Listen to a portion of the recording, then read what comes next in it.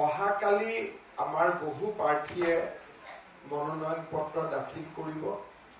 ৰাজ্যিক সভাপতি দিলীপ শইকীয়া ডাঙৰীয়াই যি A আৰু B ফৰ্ম বুলি কয় তাক আমাৰ প্ৰাৰ্থীসকলক আজিৰ ভিতৰতে প্ৰদান কৰিব আৰু আমাৰ মেক্সিমাম কেণ্ডিডেটে 20 আৰু 23 তাৰিখে মনোনয়ন পত্ৰ প্ৰদান কৰিব।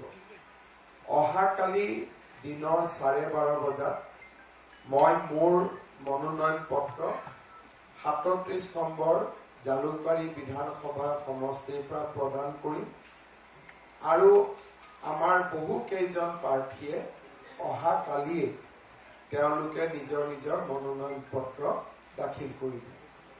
মই ভাৰতীয় জনতা পাৰ্টি আৰু আমাৰ মিত্ৰ দল বিশেষকৈ অসম গণ পৰিষদ আৰু বড়োলেণ্ড পিপলছ ফ্ৰণ্টক বহুত শুভকামনা জনাইছো। আমি তিনিওটা দলে একেলগে নিৰ্বাচন খেলি আমি ঐতিহাসিক বিজয় লাভ কৰিবলৈ সক্ষম হ'ম। তাৰ বাবে মই আগতীয়াকৈ সকলোকে শুভেচ্ছা জনাইছো। অহা 23 তাৰিখে নিৰ্বাচনৰ দিন বা মনোনয়নৰ দিন শেষ হৈ যোৱাৰ লগে লগে 24 তাৰিখৰ পৰাই আমি আমাৰ প্ৰচাৰ অভিযান আৰম্ভ কৰিম।